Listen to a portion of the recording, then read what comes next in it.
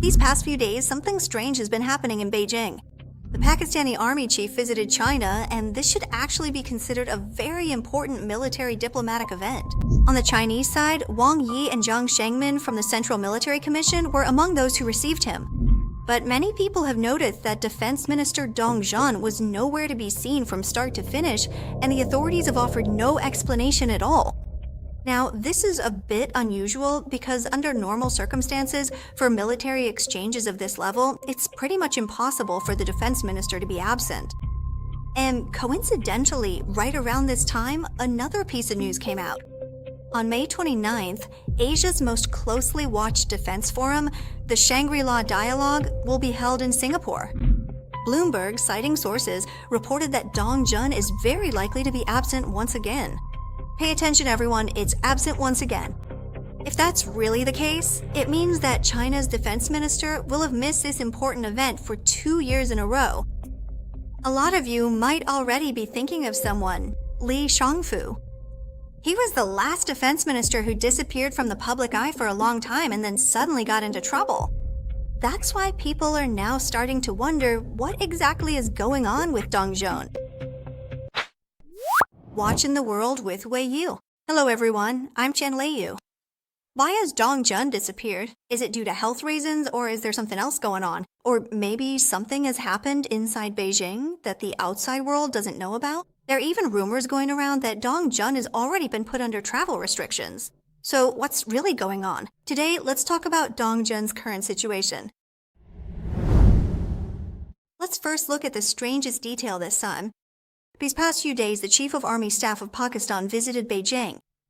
Let me start by saying this isn't just an ordinary exchange, because the Chief of Army Staff is already one of the highest-ranking figures in Pakistan's military. When someone of this level visits, it represents a very high-level military interaction between the two countries. Besides, the relationship between China and Pakistan is already special. Beijing has always referred to Pakistan as an all-weather strategic cooperative partner. The two sides are deeply tied together through extensive military cooperation, weapons collaboration, and regional security partnerships. That's why people call Pakistan Iron Brother. In other words, this visit isn't just a courtesy trip. It actually carries strong military and political symbolism. So under normal circumstances, for this level of military interaction, who should represent the Chinese side? In theory, it should be the Minister of Defense, since this is essentially an exchange between the militaries.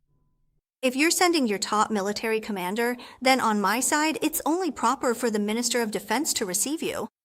This is actually a very basic diplomatic protocol. Other countries do the same, like the United States, Japan, Germany, and even many Southeast Asian countries. Basically, they all follow this convention. So this isn't just a matter of formality, it represents a relationship of equality. So this time, who showed up on behalf of Beijing? There was Wang Yi, there was Jiang Shengmin, but the one who really should have been there, Dong Zhuan, was completely absent. The thing that really feels off about this situation is right here. Because if Dong Zhuan was just absent for ordinary reasons, the CCP could have easily handled it. For example, they could just say, due to scheduling arrangements, so-and-so will be hosting, or Dong Zhuan has other official duties at the moment. Phrases like this are pretty common in CCP news reports. A lot of times, when senior officials suddenly don't show up, the authorities will come up with a simple explanation just to keep people from speculating. But this time, Beijing chose not to explain anything at all, which only makes outsiders even more sensitive, especially when it comes to the military. Because as everyone knows, in recent years, there have already been too many cases of sudden disappearances within the Chinese military.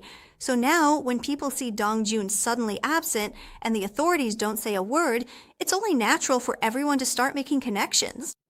There's also another detail I think is worth noting. This time, one of the people who showed up to host was Jiang Shengmin. Jiang Shengmin's position has actually become more and more important over the past 2 years, especially after the major purge in the military. Xi Jinping has been promoting him all the way up. Now, he's not just a senior member of this Central Military Commission. Even high-level foreign military receptions like this are being handled by him. So is Dong Zhuan still really the one representing the Chinese military in public? Or has there already been some kind of change within Beijing that the outside world just hasn't seen the full picture of yet? What exactly has happened to the Chinese Minister of Defense? And right when Dong Zhuan disappeared, another, even more sensitive issue started to surface. On May 29th, the Shangri-La Dialogue is about to kick off in Singapore. A lot of people might have heard of this name, but may not really know how important it is. Simply put, this is one of the most important security and defense forums in Asia. Every year, top military and defense officials from the US, China, Japan, Australia, and Southeast Asian countries almost always attend. It's kind of like the main stage for military diplomacy in the Asia-Pacific region. This event is especially important for both China and the US. Because according to years of tradition, the US Secretary of Defense usually gives a speech on the first day. Then China's Minister of Defense also takes the stage. So both sides are basically presenting their positions and influence to all of Asia on the same stage. That's why you'll notice that the Shangri-La Dialogue isn't just a meeting, it's actually an international political show. Who shows up, who doesn't, what people say, and what they avoid talking about, everything is closely watched by the outside world. But the strangest thing this year is that the US has already confirmed its attendance, while on the Chinese side, unusual news has started to emerge. According to Bloomberg, citing sources familiar with the matter, Beijing is very likely not to send Dong Zhuan to attend, but instead will have a delegation made up of officials from the National Defense University. So what does this mean in plain language? Basically, it means that China might not let the real decision makers show up, but instead will send people from more research-oriented or academic backgrounds to participate symbolically. To put it bluntly, they just don't want to officially take the stage. This is actually very unusual, because for Beijing, the Shangri-La Dialogue has always been an important occasion to showcase its military stance to the outside world, especially now with US-China relations being so sensitive, and tensions rising in the Taiwan Strait, South China Sea, and the Indo-Pacific region. Logically, Beijing should be even less likely to give up this opportunity to make its voice heard. But now it seems like they're voluntarily stepping back. Doesn't that feel a bit strange? Because if everything was normal with Dong Zhuan, Beijing would have no reason to suddenly lower the level of its delegation. Think about it. At the most important defense forum in Asia, the US Secretary of Defense shows up in person, but China only sends a few academic-type figures to make an appearance. This actually hurts the big power image that the Chinese Communist Party always emphasizes. It's basically handing the whole stage over to the US. So now, what people are really starting to question isn't just whether Dong Zhuan will go to Singapore, it's whether Beijing is even able to let him appear in public at all. Because if it were just a matter of a regular scheduling conflict, things would never have gotten to this point. So who exactly is Dong Zhuan? Why has he suddenly become such a sensitive figure at this particular moment? Next, I want to take everyone back to look at Dong Zhuan's background, because once you understand his experiences, a lot of things that seem strange right now might start to make sense. In December 2023, the Chinese Communist Party appointed a new Minister of Defense, Dong Zhuan. Not long before he took office, the previous Minister of Defense, Li Shangfu, suddenly disappeared. He had only been in the position for 7 months, with almost no warning, and was then directly expelled from the party and removed from his post. And if we look even further back, there was Wei Fenghe. So in other words, before Dong Zhuan came onto the scene, the top ranks of the Chinese military had already gone through round after round of purges. Against this backdrop, Dong Zhuan was pushed to the top, but there were a few things about his appointment that were unusual right from the start. First, he's the first Minister of Defense since the founding of the PRC to come from the Navy. For decades, this position has basically always gone to someone from the Army and occasionally to someone from the Rocket Force, but never from the Navy. So this time, it really broke a long-standing tradition. The second point is even more crucial. After taking office, unlike previous ministers of defense, he did not join the Central Military Commission, nor did he become a state councilor. Because by convention, the Minister of Defense is usually not just a minister, but also a core member of the Central Military Commission. At the very least, joining the CMC means you've truly entered the decision-making circle. But Dong Zhuan didn't go through this process. So what does that mean? It means that although he holds the title of Minister of Defense, he's actually absent from the military's top decision-making structure. In other words, he's more like a figurehead for external affairs rather than someone who truly holds military power. The third point is his path to promotion. This has always been a topic of debate externally because there are different interpretations of how he was gradually pushed into this position, and these interpretations lead to completely different assessments of his political future. We won't get into the details here, but just remember one thing: his rise to power has not been transparent.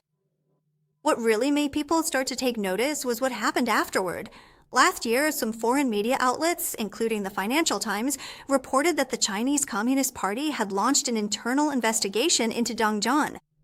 It was from that point on that outside observers began to pay much closer attention to Dong Zhuan. On November 27, 2024, the Financial Times in the UK published a report that was very straightforward, stating that the Chinese authorities are currently investigating Dong Zhuan. The initial reaction from the public was pretty unanimous. Is this going to be another Li Shanfu situation? But what happened next was a bit unexpected. The very next day after the report was published, at the Chinese Ministry of Defense's regular press conference, spokesperson Wu Chen took the initiative to speak up. This point is actually pretty crucial because under normal circumstances, if it's just a foreign media report and it's considered untrue, the usual way the Chinese authorities handle it is by not responding, keeping it low-key, and letting the news gradually fade away. But this time, not only did Wu Chen respond, he actually brought it up himself. He first reported the news that Miao Hua had been suspended for investigation, and then, in passing, denied the claim that Dong Zhuan was under investigation. This kind of response is basically saying, the rumors you've heard about the Minister of Defense being in trouble aren't true, but someone in the military is indeed in trouble. You just guessed the wrong person. This is actually a classic example of a cut-off style response. The problem isn't that there isn't an issue, it's just that they're shifting the problem elsewhere. But by doing this, new questions have actually been raised. So what exactly is the relationship between Miao Hua and Dong Zhuan? Why is it that in the same information release, one is denied being under investigation while the other is directly announced as suspended? There's a long-standing rumor that Dong Zhuan's rise from Navy commander all the way to Minister of Defense was largely thanks to Miao Hua's recommendation. Some even say that the relationship between the two isn't just a typical superior-subordinate dynamic, but rather there's a clear chain of promotion involved. Because for a certain period of time, Dong Zhuan was indeed Miao Hua's subordinate within the Navy, and the two had direct interactions, so perhaps Dong Zhuan got implicated because of Miao Hua. But there's another theory that says Dong Zhuan's rise is connected to his fellow Shandong native Peng Liyuan. He and Peng Liyuan are both from Shandong, and this regional connection gave him an extra layer of protection at critical moments. Some even believe that this connection might have more influence in certain decisions than recommendations from within the military itself. So these are the two main lines. One is the personnel line within the military, and the other is the political relationship line. But regardless of which line it is, there's one reality they share.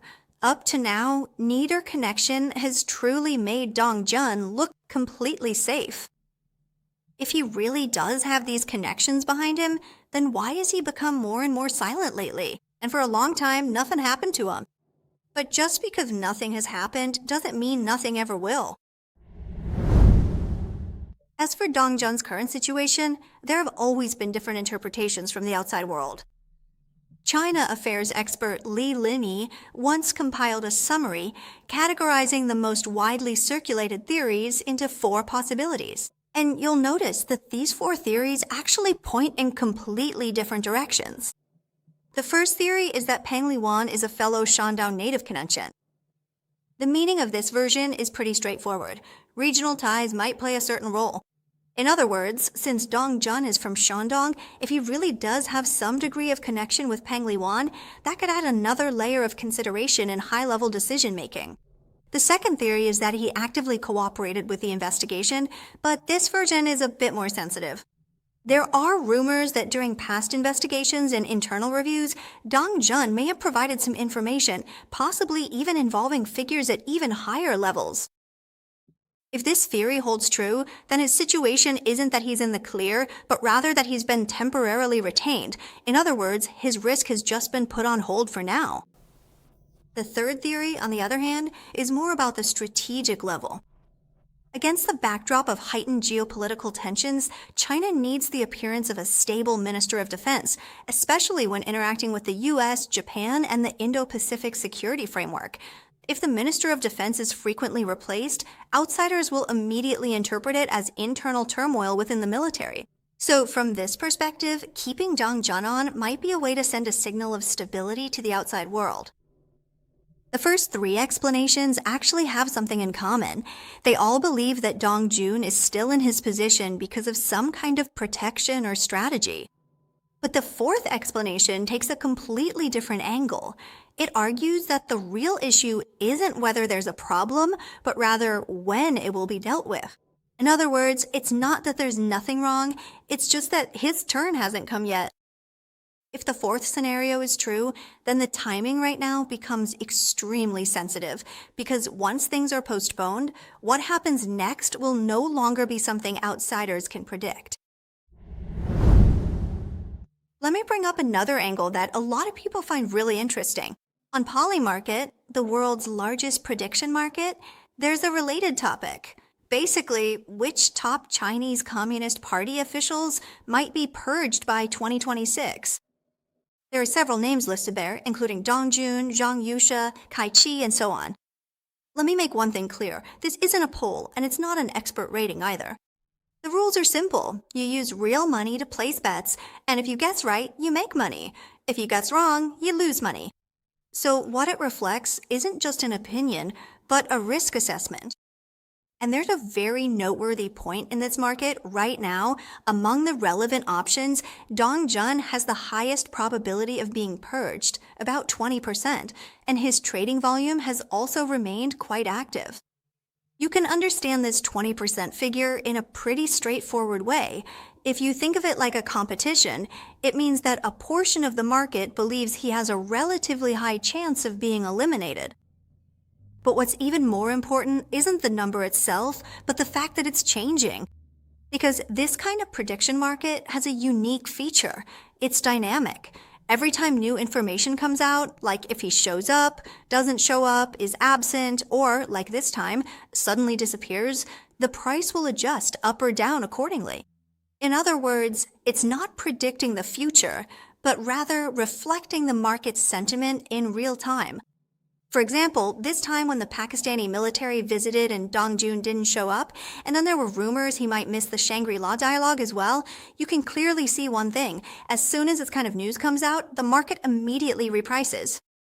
As for whether the price goes up or down, I don't even need to say it. Everyone already knows the answer in their hearts. Actually, there are now rumors going around that Dong Zhuan has already been put under exit restrictions, and some even say he's under house arrest. Exit restrictions mean he's not allowed to leave the country. His passport might be confiscated, or he could be flagged in the system. And when a lot of people hear the term house arrest, their first reaction is to think he's been locked up somewhere. But that's not necessarily the case. Someone under house arrest might still appear to be at their post on the surface, but in reality, their movements are clearly restricted. They can't freely attend important events, can't interact with outsiders as usual, and they're no longer able to participate in many decisions. What people on the outside see is that he's still in his position, but his actual situation might already be very different. So what can outsiders observe about Dong Zhuan's current situation? There's a gap in his public schedule.